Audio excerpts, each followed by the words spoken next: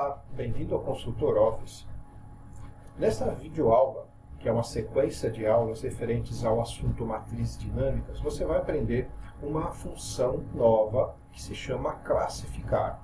Ela inicialmente está disponível aos participantes do programa Insiders e assinantes do Office 365. Se você já é participante do Insiders, você pode baixar o arquivo que eu estou usando aqui. Eu vou deixar o link na descrição do vídeo. Bom, na verdade são duas funções, tá? Vou apresentar a primeira, que se chama classificar. Para quem tem o Excel em inglês, é a função sort. Bom, a gente fala classificar, o que vem à mente? Aquele comando de classificar que você já conhece na guia dados, e realmente tem a ver. Quando você usa o comando de classificação, ele atua em cima de uma tabela, em cima de um banco de dados.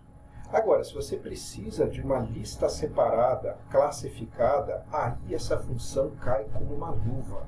Não é necessário você ficar copiando dados do banco original e colando em outro lugar e depois classificando. Não, você pode obter isto dinamicamente.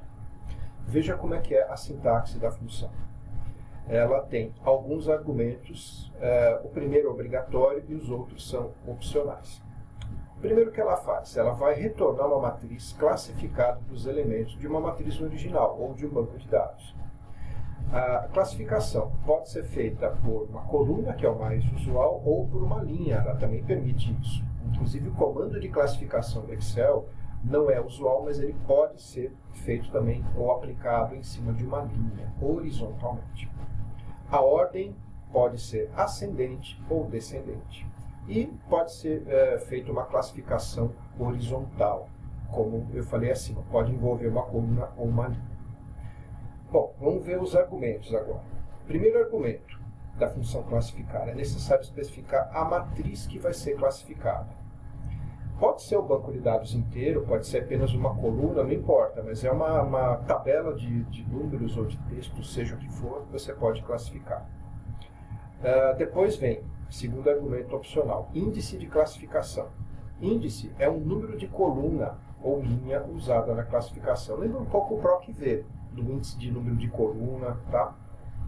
Depois que você especificou a matriz e qual é o número da coluna que você vai classificar, vem em seguida a ordem de classificação.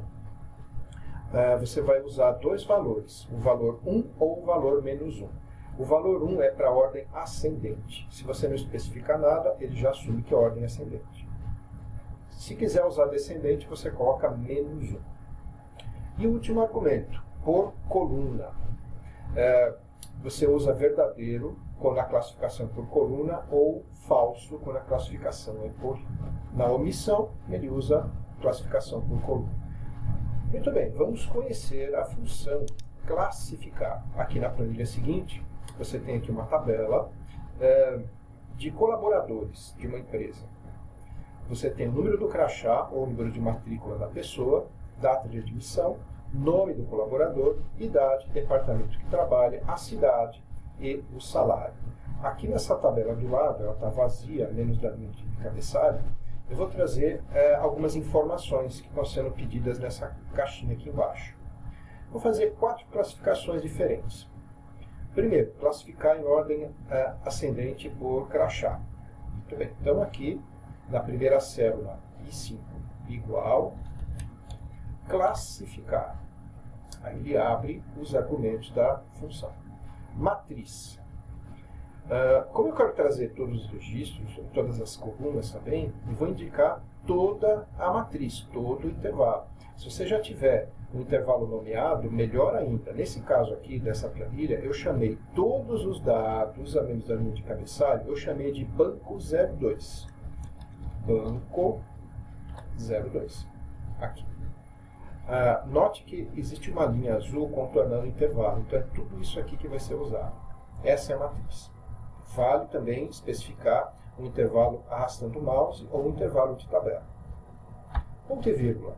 Índice de classificação. Se eu quero classificar por crachá, bom, então é a primeira coluna. Mas esse argumento ele é opcional. Se você não fala nada, ele já vai usar a primeira coluna. Então eu vou fazer só isso, classificar banco 2. Fecha. Tá aí. basta isso. O que aconteceu? Ele repetiu os dados aqui, classificado dessa maneira aqui, por crachá.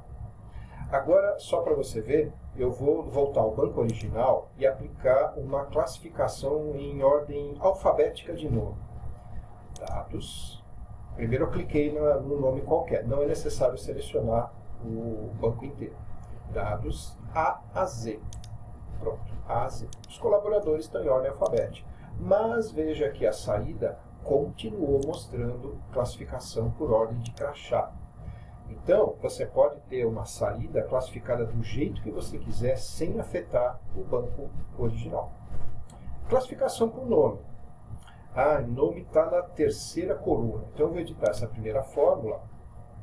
Depois do banco 02, que é o nome do intervalo, de vírgula, vou indicar que é a terceira coluna. Terceira coluna. Pronto. Classificado, ordem alfabética de nome. Se eu bagunçar o banco original, não vai afetar isso daqui, porque é apenas uma imagem dele classificada. Agora, por salário. Salário está na 1, 2, 3, 4, 5, 6, sétima coluna. Então, vou editar aqui, no lugar de 3, vou colocar 7. Pronto. Está aqui, salário, começando do menor para o maior. E, por último aqui, por idade, por em ordem descendente. De volta aqui. Idade está na quarta coluna. Como é ordem descendente, agora eu vou especificar o próximo argumento, que é ordem de classificação. Descendente, vou colocar -1. E pronto. Ele colocou aqui a pessoa mais velha primeiro, depois foi regredindo as idades. Outra função que tem a ver com classificação é uma que corresponderia a este comando aqui, classificar, quando envolve várias colunas. É a função chamada classificar por, ou no Excel em inglês, sort by. O que ela faz? Ela retorna uma matriz classificada dos elementos de uma matriz original ou de um banco de dados. Você pode fazer a classificação por colunas ou por linhas. A ordem pode ser ascendente ou descendente, e a função faz a classificação na horizontal ou na vertical. O mais usual, claro, é na vertical. Sintaxe. Classificar por. Aqui, já que podem envolver diversas colunas, a sintaxe acaba aqui com reticência. Significa que uma função dessa maneira aqui, ela pode ter até 255 argumentos. Muito bem. Primeira, a matriz aqui, original, que vai ser classificada. Depois, índice de classificação. Índice de classificação, agora, diferente da função anterior, não é o número de coluna, já é o intervalo que você especifica. Em seguida, essa matriz 1 vai ser classificada em ordem ascendente ou descendente. Depois vem a índice de classificação 2, que é uma outra matriz que você vai usar para classificar. E da mesma forma, ordem ascendente, descendente, e assim por diante. Você pode ter um índice de classificação 3, ordem 13 até acabar. Muito bem, na planilha 4 a gente vai praticar a mesma coisa. Agora esse banco de dados aqui, ele é igual ao banco da planilha 2, só que eu nomeei como banco 04, só para essa planilha não interferir com a outra. Vou fazer uma classificação aqui por várias colunas. Dá para você perceber que existem muitos departamentos repetidos aqui, e também cidades repetidas.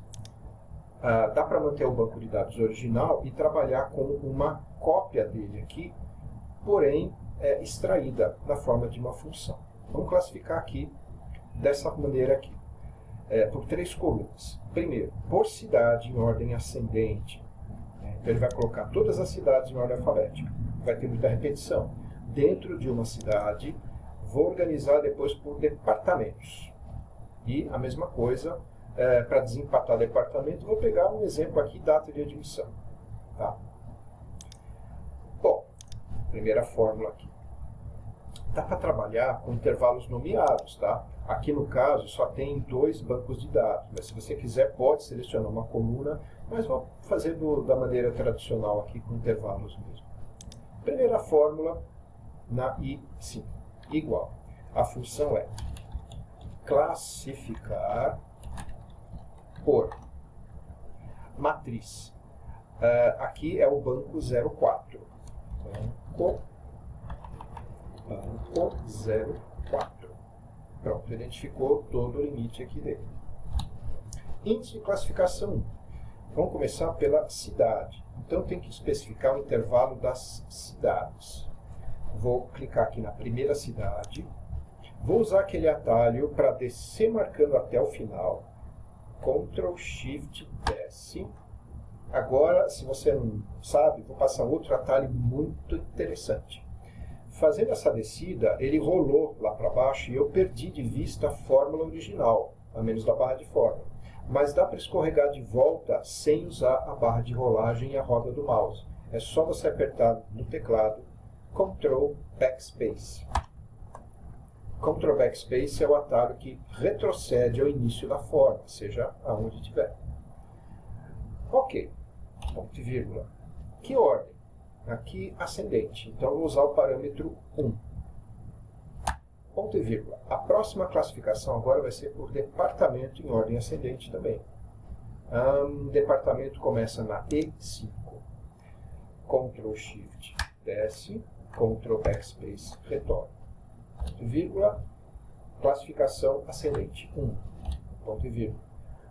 E o último grupo. Como ainda vai ter empate, eu vou desempatar pela data de admissão, porém decrescente. Quem entrou primeiro vai aparecer em primeiro lugar. Aliás, quem entrou mais recentemente vai aparecer antes.